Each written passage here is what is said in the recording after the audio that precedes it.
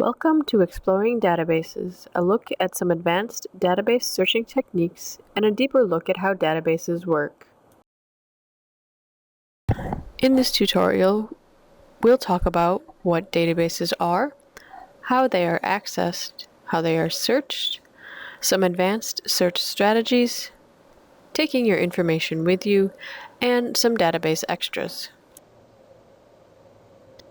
Exploring and conquering databases.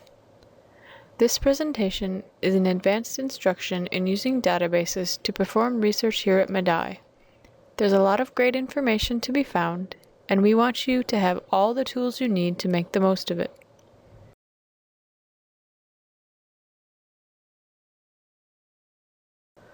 Databases have many layers. First, we'll talk a bit about what you can see from the outside and how you will use database interfaces to access information. This is you. Database users come to Medaille with varying levels of experience. Probably you will have a few questions. You may or may not have previous experience with databases. You may find certain parts of this presentation more interesting than others. Questions that you may have, which we will definitely be answering today, include: how does a database work? Which one is best for my research? How do I access them? And why do they all look different? Databases today, as opposed to 10 or 20 years ago, are designed to resemble popular websites and search engines like Google and Yahoo. They try and sometimes succeed at both appearing and being easy to use. Because every database is basically the same on the back end, there are a lot of similarities between database interfaces such as search boxes, clickable links, the ability to sort and navigate search results, and some other features we'll get to later. The most likely way you'll choose a database, at least in the beginning, is by subject. But the library homepage also allows you to browse or search for databases by title. Because the databases you'll be using at first are subscriptions that Medaille Libraries pays for, you need to access them via the homepage as a way of showing you have permission as a student to use them. Whether you click a link on the homepage or on one of our many library guides, you'll have to authenticate by providing your Medaille 1 username and password. Now that we've gotten some preliminaries out of the way, let's talk a little about what a database actually is. All of these qualities apply to any of the databases you will be using. A database is a collection of information objects. We'll go into exactly what we mean by information object in just a minute. Databases are places where information is stored. They not only physically store the bytes and bits, the digital hard drive space where your full-text PDFs, your HTML formatted documents are, databases also store information about the specific objects, including where on hard drives or servers they are actually kept. Each object gets a unique number that tells the database where to go looking for whatever object you request. A user interface is the page, often resembling a search engine homepage, where you input information about what objects you'd like to get back.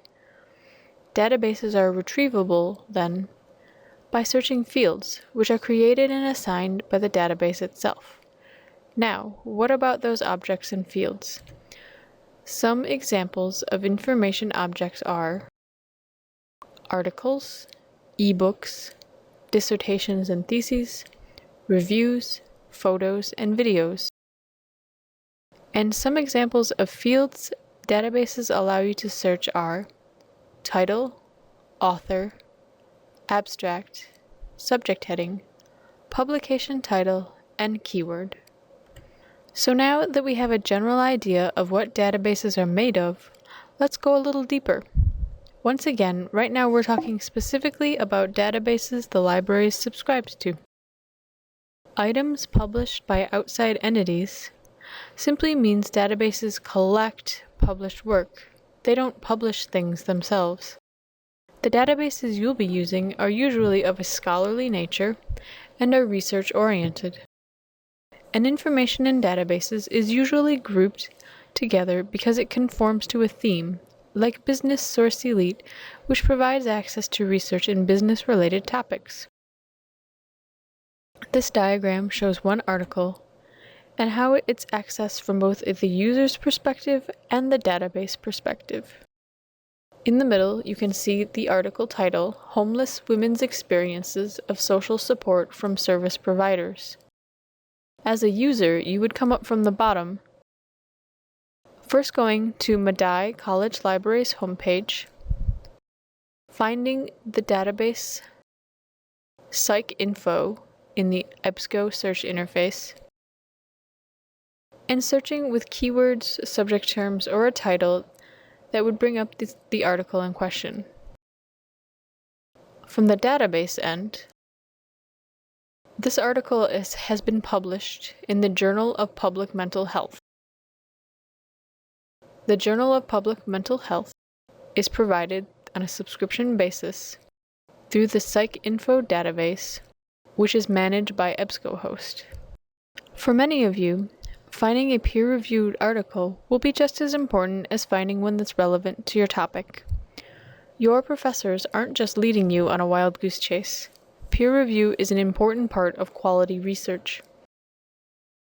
Most research and scholarly journals will incorporate a peer review process as part of their publishing procedure.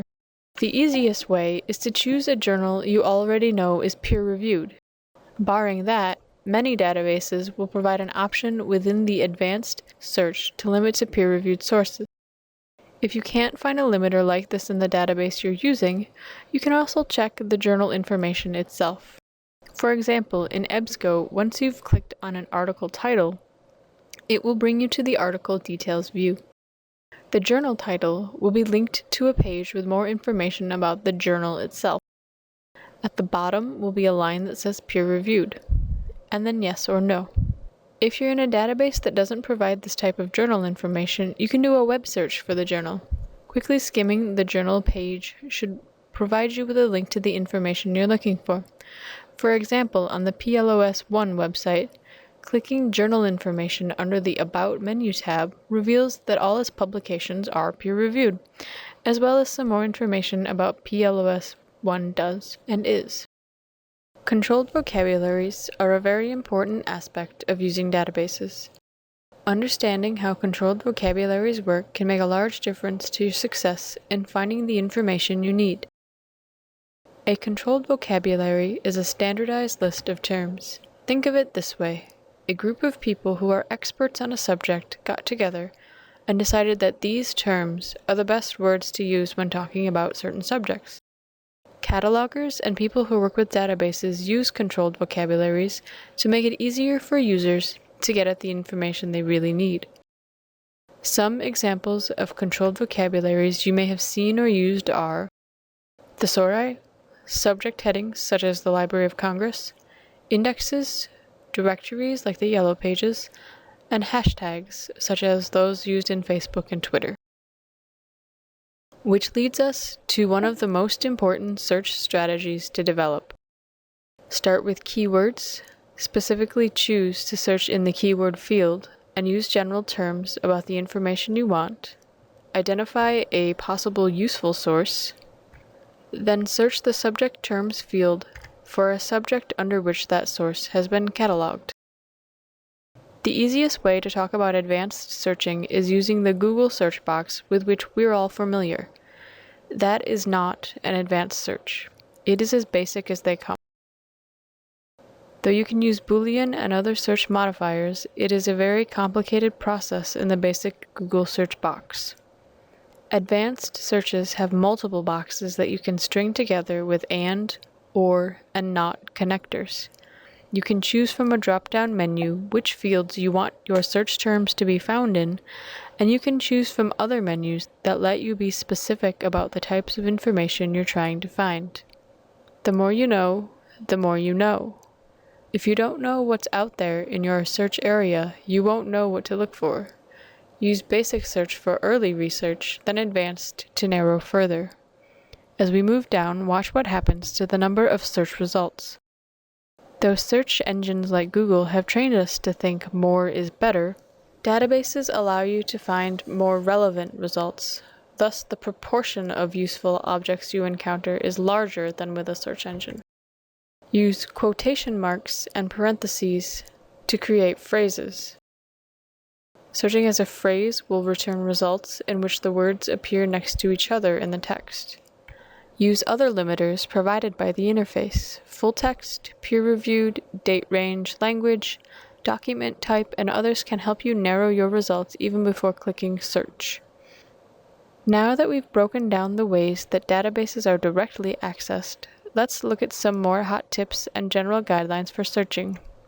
Using Boolean is a handy way to ensure that the terms you really want, or don't in the case of not, are included in your results. Quotations make sure your words end up next to each other.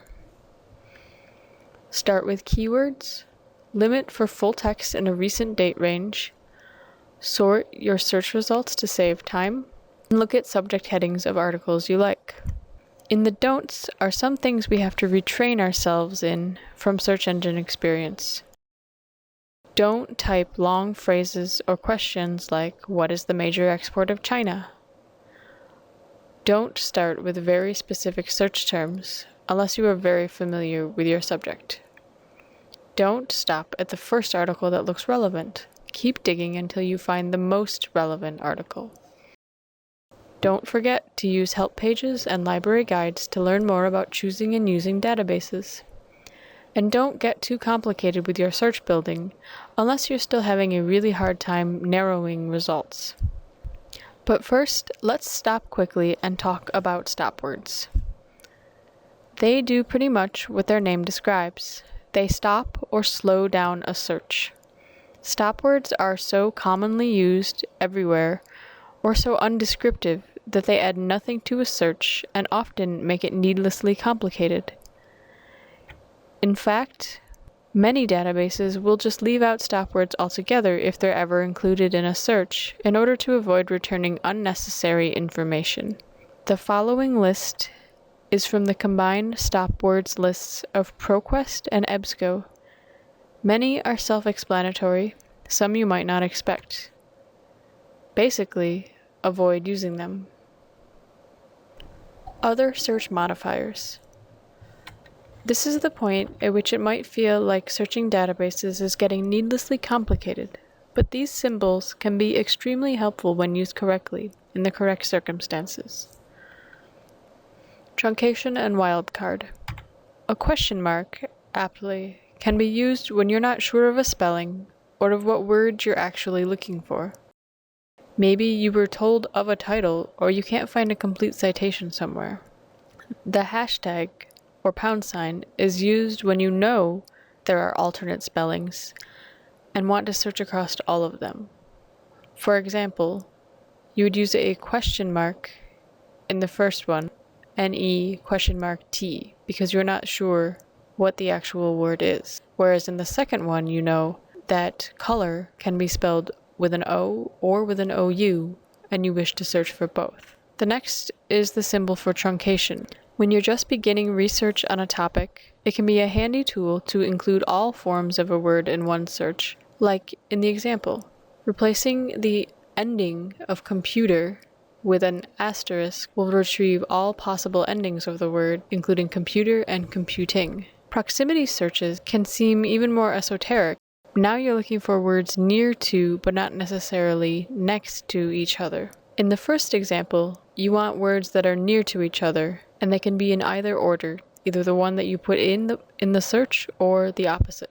Tax N5 reform will retrieve results in which the words appear within 5 words of each other, and either can come before the other. The W, or within, as in the example tax W8 reform, retrieves records in which words appear within 8 words of each other and in the same order in which you entered them. So tax will always come before reform.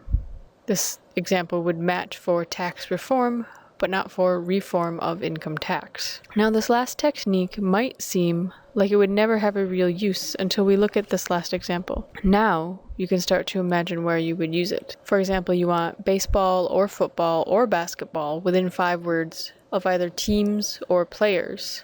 Or you want oil within 3 words and before disaster or cleanup or contamination.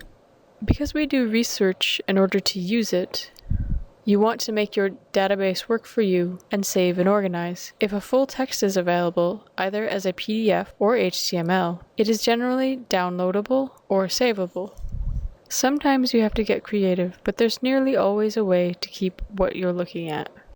Now that we've got a firm grasp of using databases for research, how about using them for information management? A few databases allow you to manage and organize your research without creating an account. Many databases, though, offer user accounts as a way to manage your searches and collect the resources you've identified as useful. We'll look at a few of the most popular databases in Medaille Libraries holdings. When questioning whether to create an account with a database, your main concern as a student should be cost. While it's true that the services these databases offer can be extremely useful in the right circumstances, the benefits do not outweigh any monetary cost required to sign up.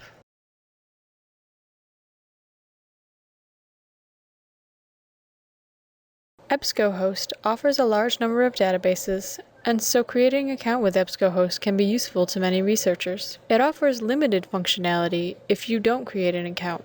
You can use the folder, add items to it by clicking the blue folder icon in the top right corner of the record, and review the items you've added to it throughout your current session.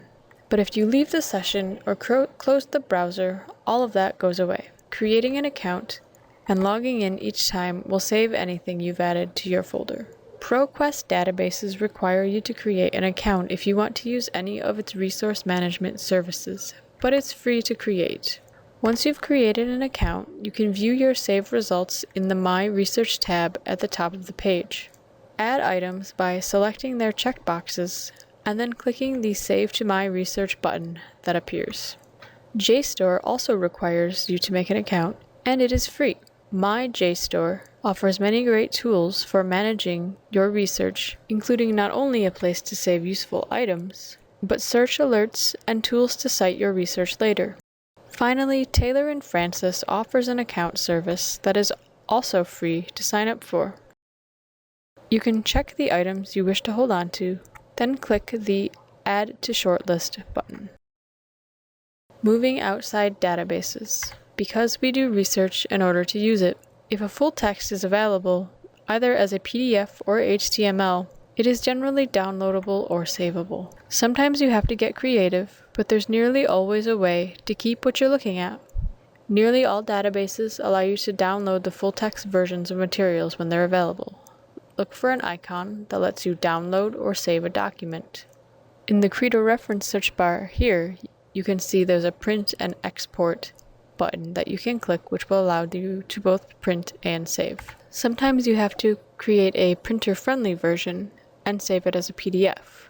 If you just want to print, we recommend that you download the document before printing, even if you don't intend to save it and take it with you. If you want to save on printing fees, you can choose to print only relevant pages, avoiding unnecessary title pages, and etc. However, remember that often information you will use to cite will be included in the title page. Citation resources can be helpful, but they can also overcomplicate your research process. All the information you need to make a citation should be on the title page of the document you're working with. In most databases, the Cite or Export button will allow you to save a citation for the document you're working with. Some databases require some sort of citation manager to send it to.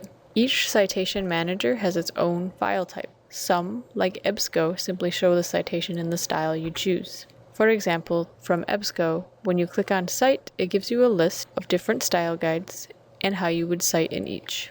This is an example for an APA-style citation. Many databases provide other ways to build a search by browsing and selecting terms from a controlled vocabulary. In EBSCO, click the More tab, then Indexes. Choose an index to browse, usually subject is most helpful, and then enter a word to start. You can also choose from an alphabetical list. When you find a term or terms you like, tick their boxes and select Add. This will add them to the search box above. Clicking Search will return corresponding results. Nearly all databases have a help page. This can help you get the most out of the database you are using. One thing to remember if you are using any truncators or limiters within search fields is that the symbols can vary from one database to another. For example, while EBSCO uses the pound sign to find alternate spellings with variation in number of characters, like the color example from earlier, ProQuest would have you use an asterisk for that type of search, in addition to the other uses of asterisk you already know from EBSCO. Now, we're getting a little further afield than you'll probably go when using database research, but this is the advanced database presentation, so here goes. The first resource we're going to look at here is not a subscription database, but it is a very useful database nonetheless. There are a few different denominations of open access, but essentially open access talks about research, still scholarly research, not just websites, that is freely available without a subscription, without paying, without barriers to access. Searching the directory of open access journals is just like searching any other database. You can also browse by subject. Now, ILLiad, the ILL system, can be used for articles just like it is for books. Some databases provide a direct link for making a request, but if not, you simply log into ILLiad through the library's homepage and make an article request. Sometimes it helps to find the article in WorldCat first, but it's not a requirement. Just check that you have the correct information in each field, that all required fields are completed, and click the Submit Request button. Finally, it sometimes happens that a citation in a database can be a full-text source in another. Each database purchases different rights to publications based on what they think is useful and important. Occasionally, it simply happens that a journal itself does not allow online access to new issues for a certain amount of time, but just as often you can find full text access in another database. And that's exploring databases.